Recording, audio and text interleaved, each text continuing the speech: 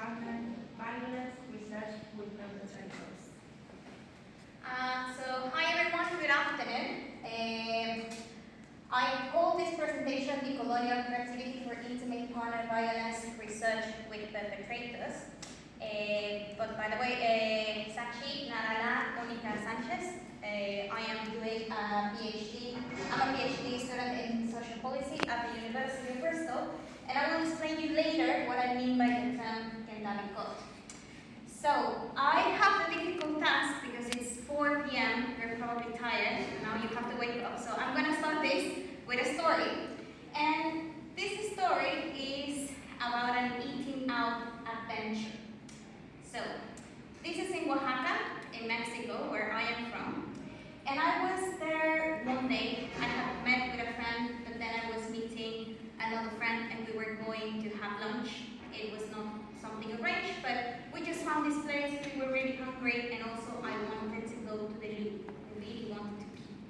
So I was there, but I was quite stressed trying to find a place. So I entered to this place, and when I was entering, the guy stopped. I was kind of looking for the loo, and the guy stopped me and said, like, "Where are you going?" And I was like, "Oh, thanks God, I found someone. He's going to tell me, like, this is a loo, this is ladies, this is gentlemen, whatever."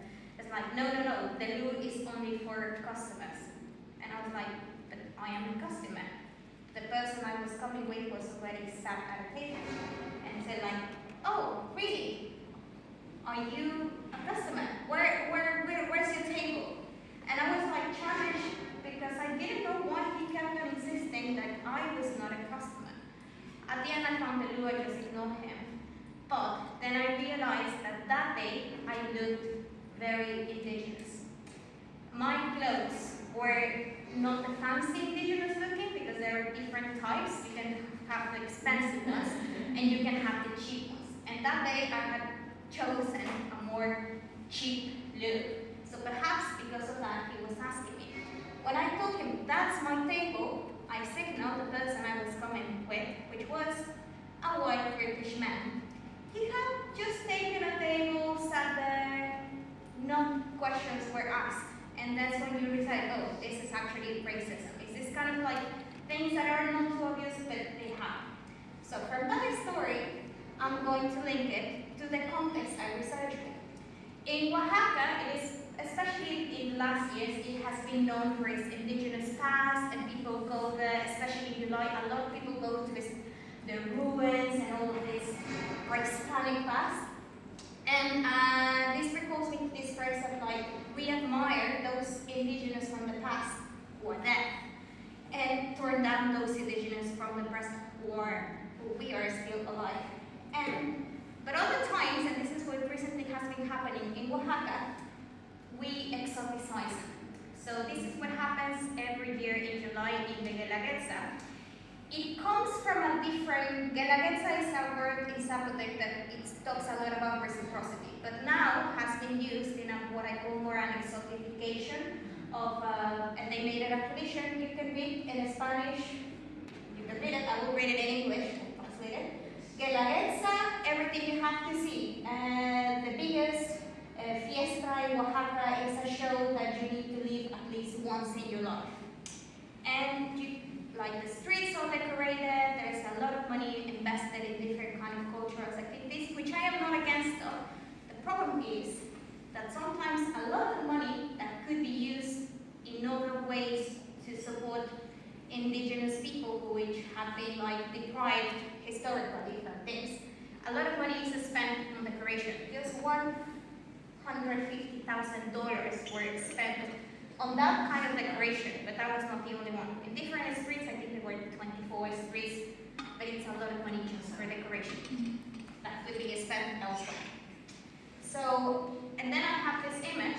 I have a background also in social anthropology, and what I mean about this exotification is because often when we do research, you cannot see this, how can I say, like this setting. You see it usually the other way around. So, that kind of led me to, when I saw this image, that I really liked it because it kind of reinforces my idea of like who researches whom. And now that I am in the position of being at a university that is based in the UK, I am the researcher who goes and researches, but this time I wanted to research in my context. I didn't want him to do the same. I didn't want him to do what it has been criticized as academic extractivism. So that's when I tried to see what could be done. And then I found decolonizing methodologies, and I particularly like this quote that says that decolonizing is a praxis, and the decolonial methodologies invite us to embrace indigenous forms of understanding, to understand knowledge and ethics in which the relations, connections, reciprocity, and responsibility are respected. This is from a scholar in Australia, Linda Smith, and it made me think also that very often throughout my life I have been kind of neglected my indigenous roots in a way, because whatever was believed to be indigenous was less developed. So I was like, okay, now I'm gonna approach it and just like use like more day-to-day knowledge and construct from that the other way around. But I haven't told you, this is about the methodologies, but I haven't told you what I research about. So I'm just going to make this exercise. You don't have to raise your hand physically, but you can do it mentally. It's like you do it as you want. But raise your hand if you feel you had a nice lunch. Now think about raising your hand if you are feeling a little bit sleepy. Think if you can raise your hands if you have got into fights with a partner or an ex-partner. Have you felt you lost control during an argument? Oh, believe that your masculinity, femininity is related to your violent behavior? And are keen to accept an interview to talk about why you were accused of intimate partner violence. So this is sometimes what we do with our participants. We just come with random questions. And particularly the kind of research that I do, my question is about the notions of manhood and masculinity.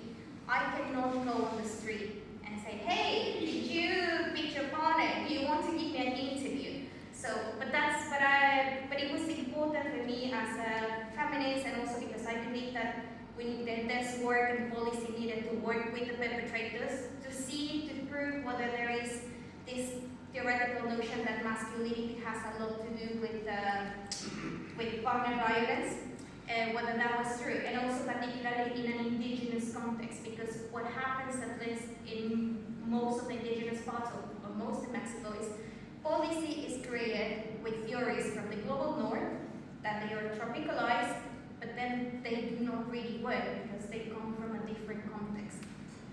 And well, so just I've been talking about Mexico, but just like posting where it's in, of Americas, and then it's in the south of Mexico.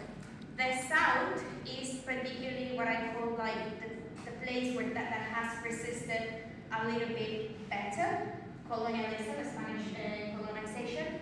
Indigenous languages are still spoken, and in order to find the people who have been accused of partner violence, I reached two places. One is the prison, and the second is the eradication of perpetrator program. So pretty much it's males who have been accused of partner violence, and they go to a trial, or sometimes they need to wait a lot for a trial, sometimes 30 years.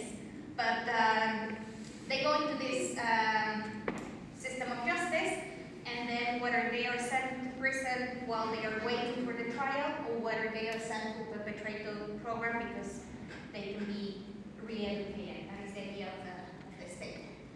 So as you can see, I have these three challenges with the kind of research that I was doing and in the kind of context. I mainly identified three challenges. The first one is discussing partner violence is challenging, even more if you are the perpetrator. You're not going to say, yes, I did it, that easy. And interviews can be intrusive. You can feel overexposed.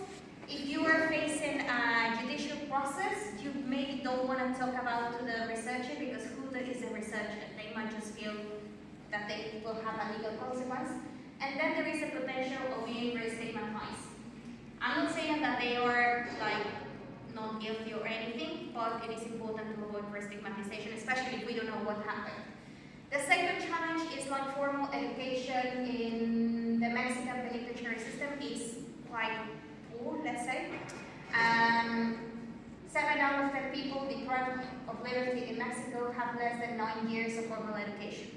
Let's say that you start school at 4, by the age of 13 you have to stop going to the school.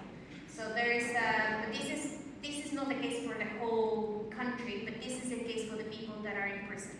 As in other areas like this, a generality that people in prison are not necessarily those guilty, but those who have been deprived of other opportunities, including education. So I had this problem that not necessarily their literacy skills were like the super ones.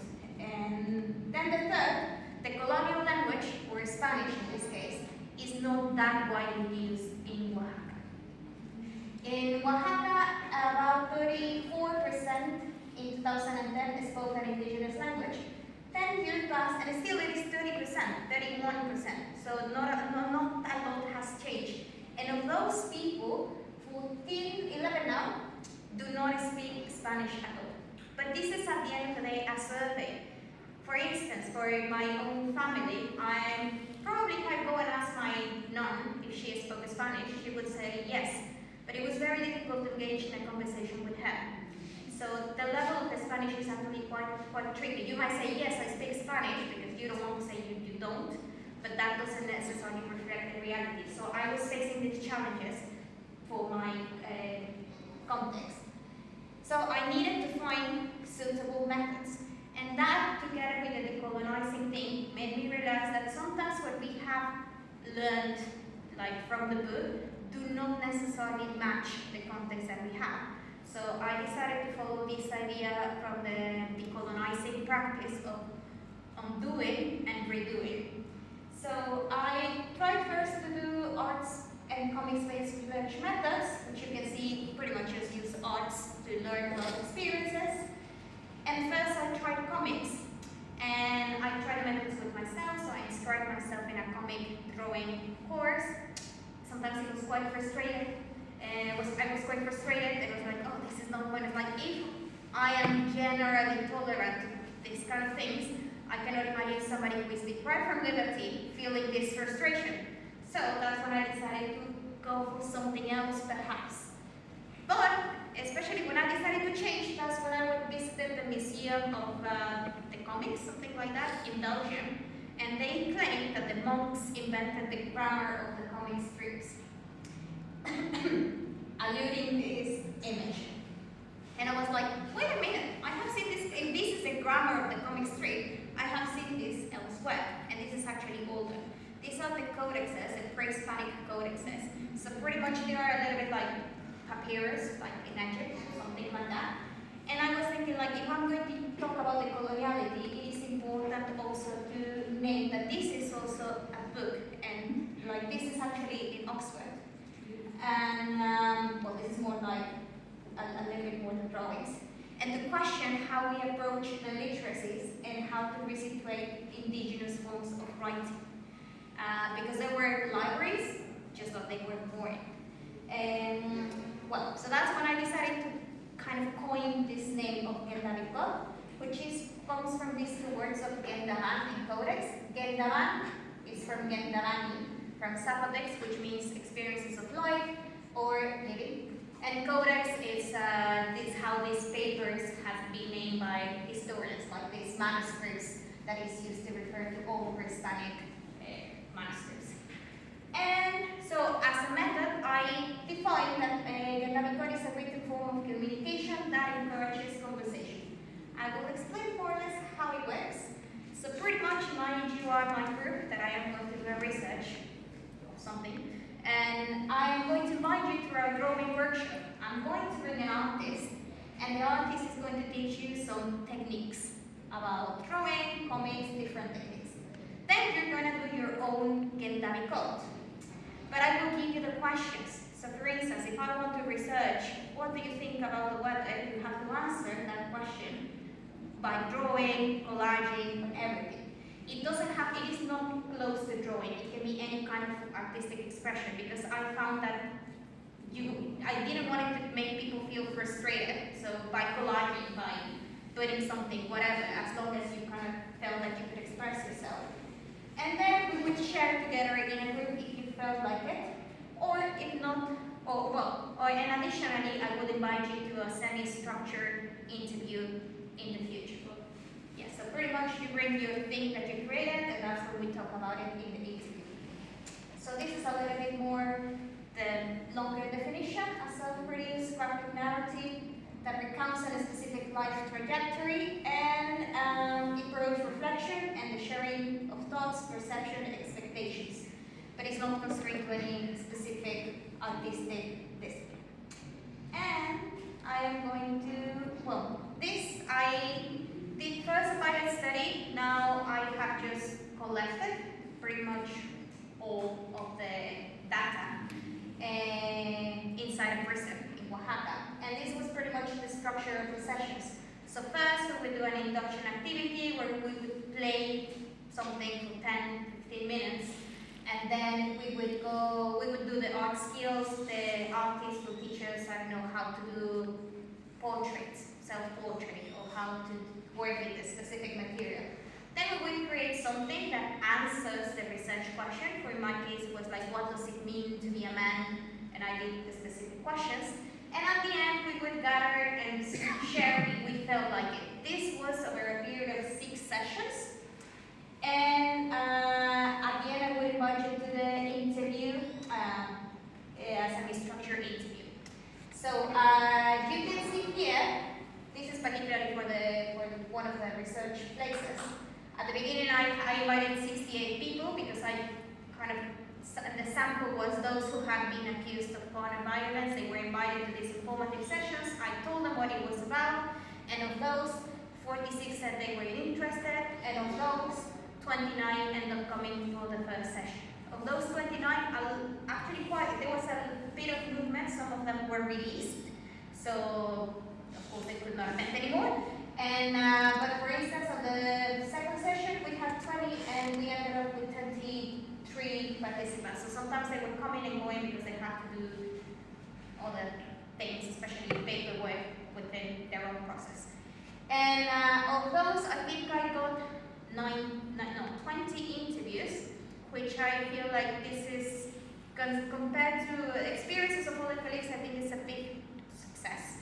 And it seems that a lot had to do with the fact that we engage, and there was this reciprocity, that was the core idea that I wanted to build.